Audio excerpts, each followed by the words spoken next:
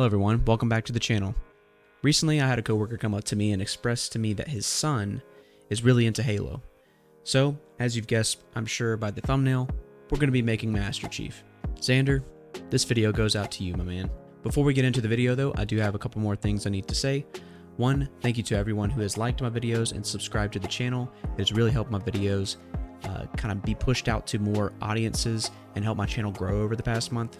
And two, I recently published a Patreon page. So for those of you that are interested in supporting me even further and helping me be able to afford the material and stuff to be able to get these videos out to you, I'll leave a link in the description below where you can become a Patreon and be part of the Corrupted crew.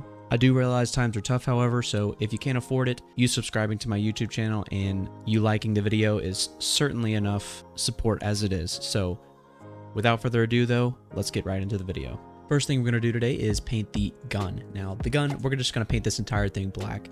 Then of course you're going to come back, we're going to do some dry brushing per usual, mix a little bit of black, a little bit of white, kind of get that gunmetal type color, and then of course dry brush that across the gun. Super simple. When you're done, you should get something ready to kill those grunts with.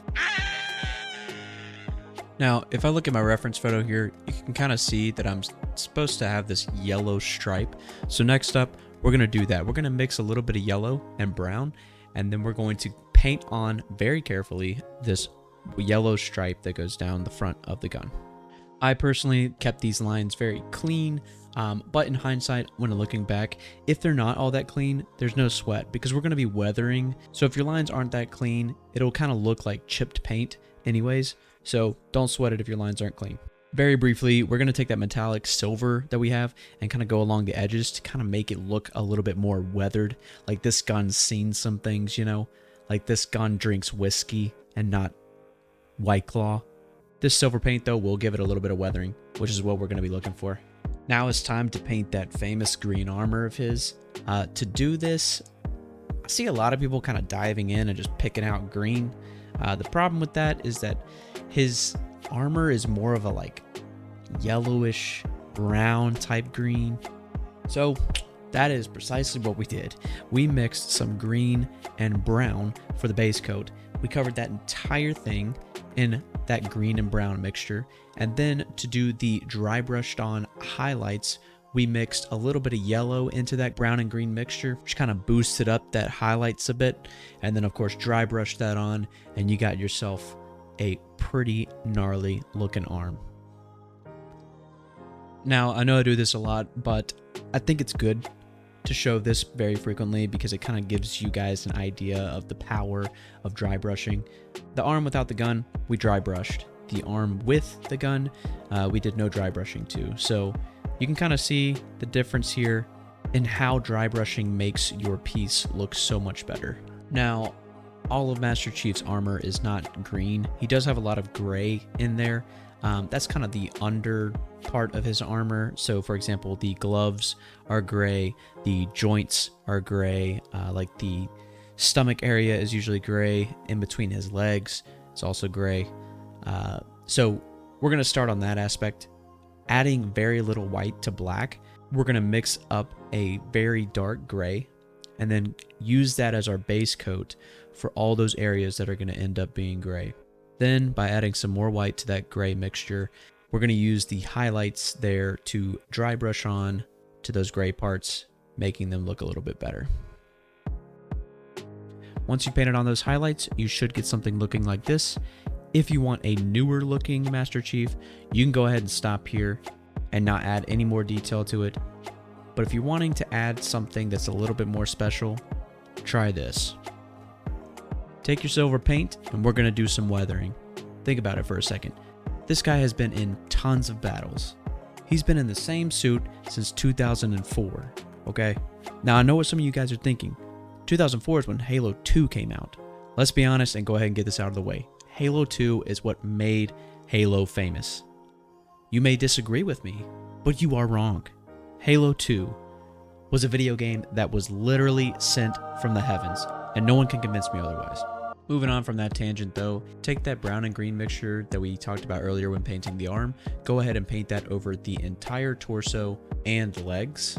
Take a moment to attach the arm and admire the differences between your base color and what you did on the arm. Then, just like we did with the arm, come back, dry brush on the highlights by mixing that brown, green, and yellow. Then once you're done with that, take some white, and that 117 on his chest, we're going to paint that in white. This requires a very steady hand, so remember 2 to 3 points of contact when painting very fine points, and you should be all right. Next up, by looking at your reference photo, you can go ahead and decide where these gray areas are going to be. Just like we did on the arm, you're going to take a lot of black and very little white to create a base coat. Paint all of those areas in that base coat, then add some white to that mixture to lighten it up a bit, and then dry brush over the top, just like we did on the arm.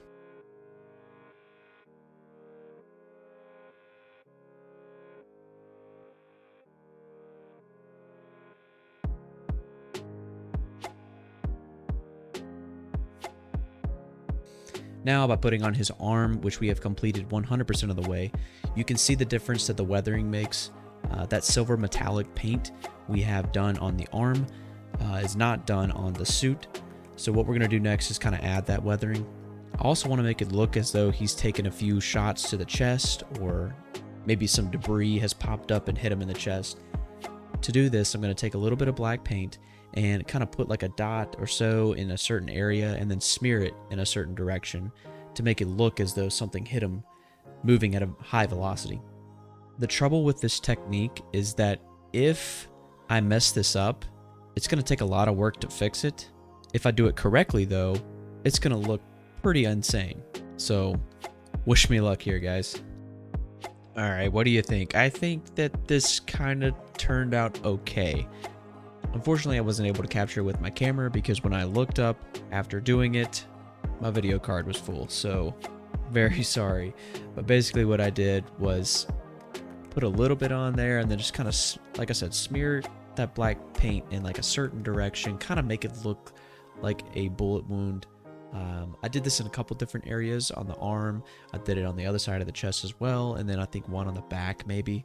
But yeah, just kind of put it where you feel it fits, you know. This is your piece, so make it your own. Next up, as you can see, we did some weathering along the corners of his armor with that silver metallic paint. This should be very subtle. This paint has like a very high reflection, so it's quite easy to see. So if you think that you painted it on too strong, don't be afraid to like kind of smear it a little bit with your finger to dull it out. And again, I just kind of hit the corners of his armor. You don't want to go so heavy that it takes away from the green, but you do want to add enough to where your character looks like he's been around for a while. Now, since my camera failed me earlier, I'm going to try this again. The effect for the bullet hitting the armor, we're going to try it out on the left-hand side. I wanted to do it on the left-hand side as well because I want to smear it across some of the numbers. That way they're not just so stark and they kind of look brand new, you know. So let's fix that by doing this bullet effect.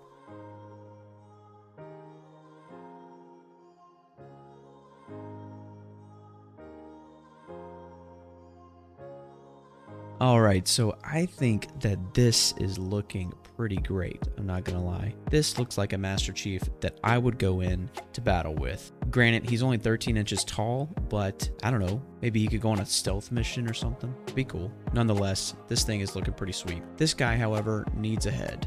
And to do that, we're gonna apply the same techniques that we used for the rest of the body to the head, with the exception of the glass yellow protectant across his eyes. For this, we're going to use black and paint the base color across that visor. Then we're going to grab the metallic gold, paint 2 coats of that across it. Then I have this transparent copper spray paint. All this is really going to do is tint that gold a little bit, make it a little bit warmer. I went over a couple times with that. This also kind of gives it that smooth glass effect as well. And when you're done painting that, you should have something resembling this.